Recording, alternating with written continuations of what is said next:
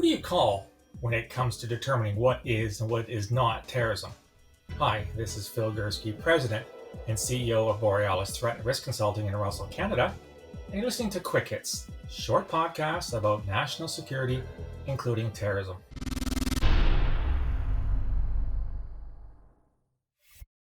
Let's say, for example, that there's a strange noise coming from your car. What do? Do you call a plumber? Or do you take it to a garage? I'm guessing you take it to a garage. Let's say as well that you've got this constant chronic pain in your left knee. Do you call an electrician? Or do you go see a doctor? Again, I'm pretty sure most people would elect to see a doctor. What then should be done when it comes to determining what is the extent and nature of terrorism? Do you call a member of parliament if you're here in Canada? Or do you talk to somebody that actually worked in counterterrorism and knows what terrorism consists of? I'm hoping, albeit with a little less confidence in my answer than for the two previous cases, that you would opt for somebody who actually knows something about the topic. Alas, we here in Canada are going through a spate when it comes to counterterrorism and terrorism, in which members of parliament and people who frankly don't know a heck of a lot about terrorism are making up the rules as they go along. We need to end this. We need to tackle white supremacy and start by naming the Proud Boys as a terrorist group. Case in point, Jagmeet Singh. Now, he's the leader of the New Democratic Party, or NDP, which is Canada's perennial third party.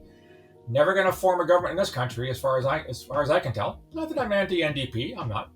But they've never come close to actually winning enough seats to form a governing party. Mr. Singh has been talking a lot about terrorism lately. And most recently, in a CBC article, he says that, let's quote here, there is a link between anti-maskers and far-right extremism. He goes on to say basically that those who either dismiss COVID as a serious illness or who refuse to abide by public safety guidelines are in essence tied to the far right, and which kind of puts them on the road to becoming terrorists, if you catch my drift. Mr. Singh, of course, was also the individual who was ramped up, all hot to trot, when it came to naming the Proud Boys as a terrorist group in Canada back in January. This, of course, being in the aftermath of the January 6th riot, insurrection, brouhaha, to-do, frat party gone wrong at the U.S. Capitol, in which 5 people died, and none of whom, by the way, at the hands of so-called terrorists. Back to that in a second.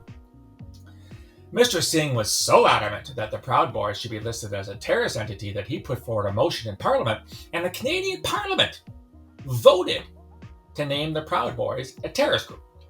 Now, this is in keeping with a mechanism through Public Safety Canada. They have what's called a list of terrorist entities. I've talked about this a lot in the past, and was part and parcel of the very first listings way back in 2002, post 9/11.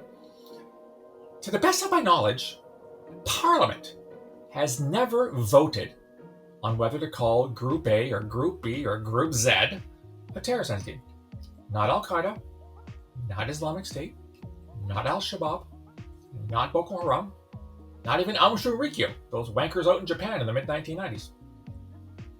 So what was it about the Proud Boys that warranted Parliament to waste our taxpayers' dollars debating whether or not to list them as a terrorist entity? In actual fact, it passed unanimously because no one had the cojones, the balls, to actually say, I'm not sure we want to go down that road.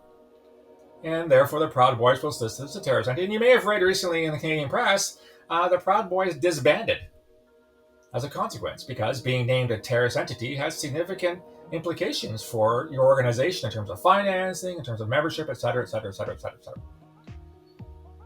So here we have a member of Parliament essentially running the show when it comes to naming the Proud Boys a terrorist entity.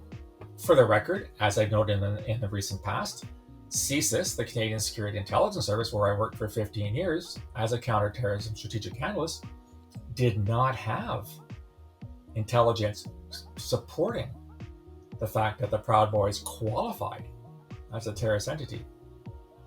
And I happen to know what that qualification, what that evidence / information / intelligence consists of, because I wrote the first Al-Qaeda listing back in 2002.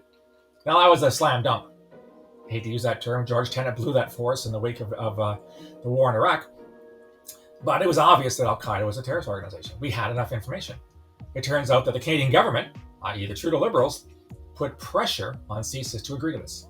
That's based on a source I believe to be of a reliable source. So here we're left with, again, an MP who's kind of calling the shots here. And may I remind you that this MP is the same MP who a couple years ago, in an interview also with the CBC, had a real hard time talking about Sikh terrorism. This was with regard to the Air India bombing in 1985, planned and carried out by at least two Canadian Sikh extremists on the West Coast, in which 329 people died, the single largest act of terrorism, at least aviation terrorism, in history prior to 9/11. And Jagmeet Singh, who happens to be a Sikh Canadian, couldn't utter the words terrorism. He couldn't call it that. So here we have a guy who calls the Proud Boys and is so insistent that we move heaven and earth to call the Proud Boys a terrorist organization. And they haven't done a damn thing. They've done fuck all in Canada. They haven't launched any attacks. They haven't killed anybody. They haven't even, harmed a flea in Canada, the best of my knowledge. Let's name them a terrorist entity, but let's not call the people that killed 329 innocent Canadians and Indians, let's not call them a terrorist group. Is it just me? Or is there something wrong here with Mr. Singh's methodology, with his way of looking at terrorism? By the way, a fascinating article just came out in today's National Post. You have a copy of it here. It was written by Aaron Weir, who is a former NDP member of Parliament from Regina in Saskatchewan, so in central Canada, titled, I'm not making this up, Proud Boys Are Not Terrorists. And he takes his leader and his party to task for going down the pathway to name the Proud Boys a terrorist. There's all kinds of freedom of speech issues, freedom of association. This is not good. When you name something a terrorist organization that is not, you're trampling on all kinds of civil rights movements. Now, for the record, as I've said in the past, I don't like the Proud Boys. I think they're a bunch of loser wankers. Are they a terrorist group? No. And in this sense, I agree with Mr. Weir.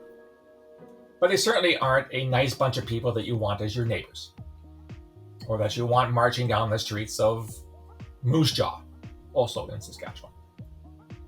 But they're not a terrorist group.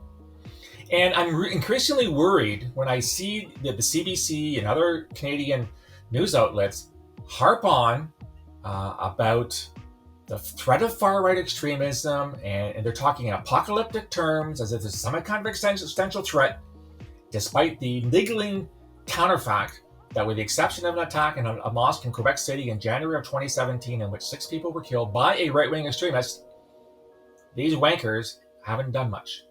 And as an old friend of mine who used to work the far-right extremism problem at CSIS in the 1990s reminded me recently, here's a guy that recruited sources to infiltrate the Heritage Front.